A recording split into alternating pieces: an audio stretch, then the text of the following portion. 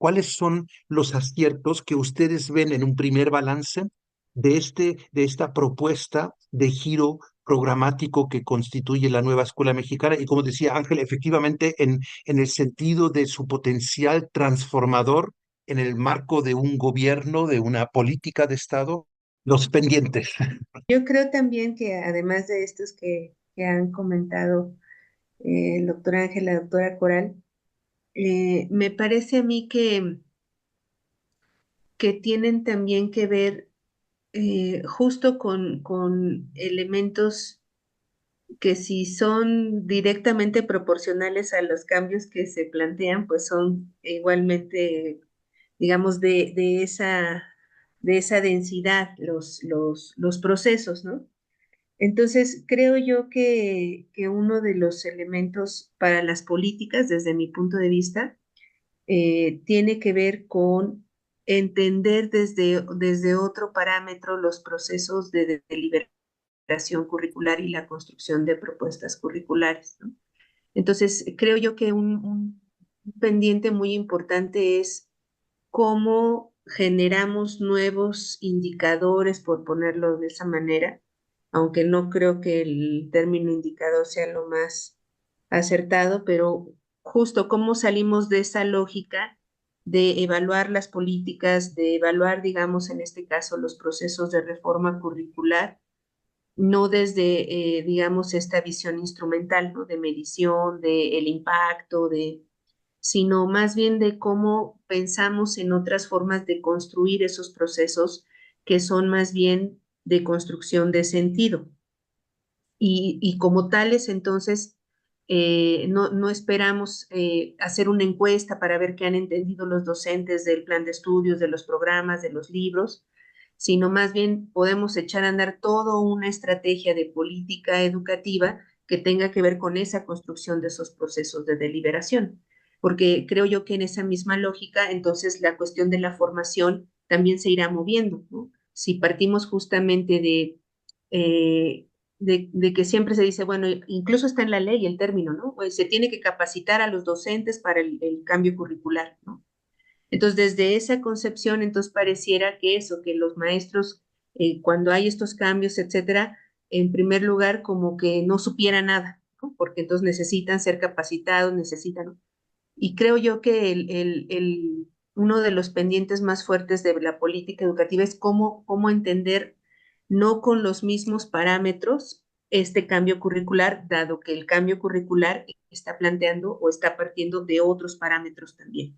Es decir, cómo hacer una política en ese sentido que sea congruente con la propuesta de la reforma curricular, que, insisto, creo yo ya se abordó desde el tema de la formación docente, pero creo que otra gran parte es desde la misma política educativa, es decir, eso. No sé, la SEP tiene ahora analizando, creo que son 1,300 consejos técnicos en el país, ¿no? Y lo que han hecho son encuestas, o sea, han hecho toda una serie de protocolos, digamos, de seguimiento que en realidad mantienen la misma lógica de otras formas de cambio curricular. Entonces, eso lo que genera son sesgos sobre lo que se, digamos, puede construir de información o de datos sobre lo que está sucediendo, ¿no? Entonces, eso a mí me parece así fundamental porque es algo que no, que eso, se está queriendo observar, analizar con la misma lógica de las políticas anteriores un cambio curricular como el que se plantea, ¿no? Creo que otro gran pendiente es el tema de los libros de texto, ¿no? Porque si bien, digamos, hay como un planteamiento didáctico, o sea, quisiera yo distinguir dos cosas de los libros, ¿no? O sea, su papel, digamos, en el marco del trabajo didáctico, que es justo un material de apoyo, etcétera, pero que en el caso de la educación básica mexicana, pues se vuelve muchas veces el currículum de facto, ¿no? Porque justamente es donde los profes dicen, bueno, yo voy a ver de tal a tal página y entonces voy avanzando en el programa, ¿no? El famoso avance programático que revisan los supervisores, etcétera. Me parece a mí que esta nueva generación de libros, insisto, quisiera yo distinguir, plantea para mí de manera muy acertada el tipo de planteamiento, de lecturas, de información, etcétera, pero sigue manteniendo esta visión de ser un manual de actividades. Y eso de alguna manera vuelve a prescribir los elementos centrales de la propuesta, ¿no? Insisto, eso no quita que todo el planteamiento que se hizo, que todos los textos, incluso el tipo de actividades que se plantean en los proyectos, etcétera, sean importantes, sean relevantes, esté yo de acuerdo en eso. Creo que lo siguiente sería justo pensar en un paso más allá respecto del perfil de los libros de texto, porque si bien estamos partiendo de un principio de lo contextual, de lo local, eso quiere decir entonces que las actividades, los proyectos, etcétera, pues tendrán que partir justamente del diseño que los docentes hagan de manera colegiada, ¿no? Ya sea a nivel de aula, a nivel de la escuela o en su relación con la comunidad. Digamos que mantener ese nivel de prescripción para mí sería como un siguiente pendiente, por decirlo así, ¿no? Yo me imagino en ese sentido, pues una pequeña biblioteca por estudiante, en donde entonces los docentes tengan una serie de recursos, tanto, digamos, de los propios estudiantes con sus libros, pero también de la biblioteca escolar, etcétera. Yo creo que son proyectos que se tienen que reactivar, por decirlo así, ¿no? Todo el tema de las bibliotecas de aula, de la biblioteca escolar, además propiamente de los libros de texto que desde mi punto de vista eventualmente tendrán que dejar de ser de prescripción de actividades didácticas, sino más bien justo de tener información de muchos saberes, ¿no? Por ejemplo, cuando se empezó a diseñar este librito de los diversos saberes, pues un poco esa era la idea, aunque luego, bueno, derivó en lo que derivó, pero la visión creo yo que es interesante recuperarla, por ejemplo, en torno a los contenidos mismos de los programas sintéticos, ¿no? Si el contenido entonces señala la cuestión, no sé, de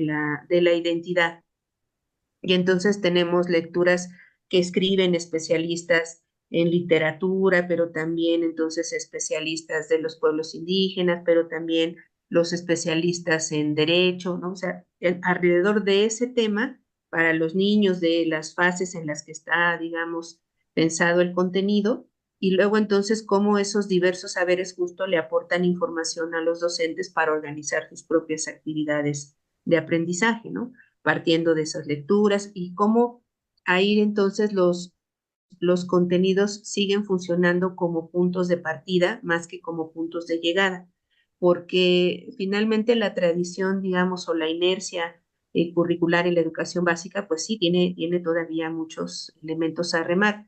Y uno de ellos es ese, es decir, que los docentes dicen, bueno, pero como aquí dice que es entonces primero la célula y luego esto, entonces yo no puedo alterar, digamos, ese orden o esa lógica, etcétera. Y en cierto punto eso es verdad, ¿no?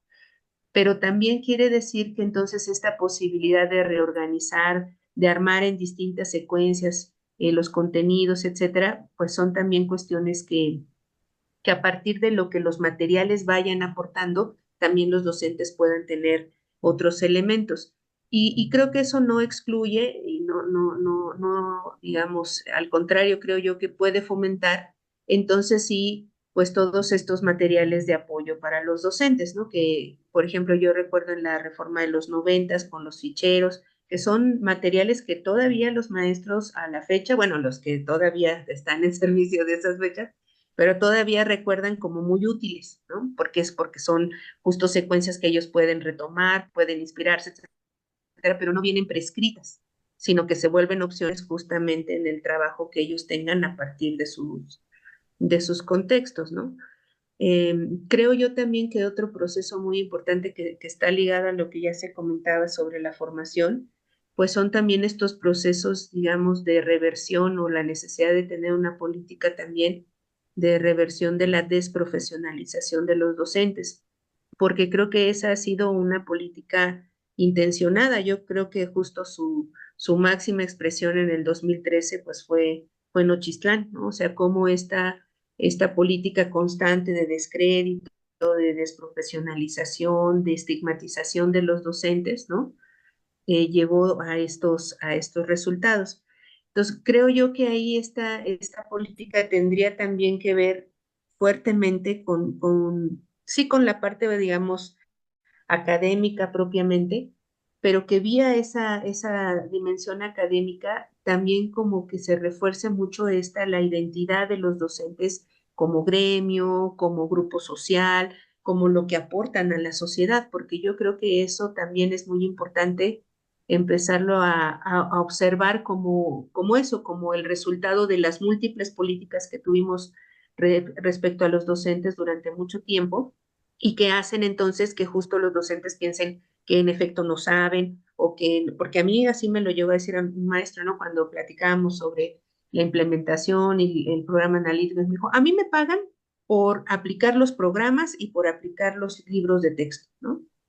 Yo le decía, ¿y qué va a hacer maestro si ahora por lo que se le paga le pide que usted organice esa, ¿no? ¿Qué va a hacer ahora con eso, ¿no?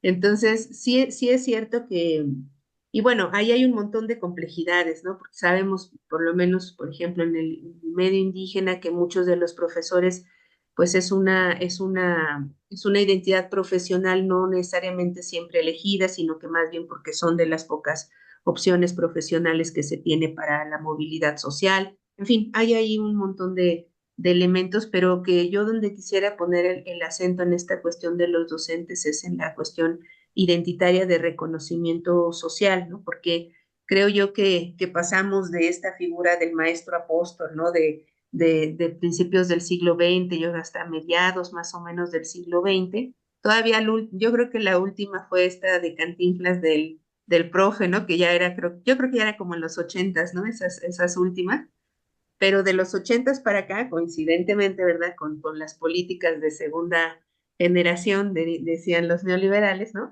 Pues entonces empieza todo este proceso de desprestigio a los maestros, pues justo para que sea fácilmente, digamos, lograr estas políticas que creo yo en 2013 encontraron como un nicho importante y que, bueno, instalaron ahí toda una reforma laboral muy, pues muy, muy fuerte y muy desafortunada, ¿no? Mm. Entonces, bueno, un poco por ahí dejaría yo los retos. Gracias.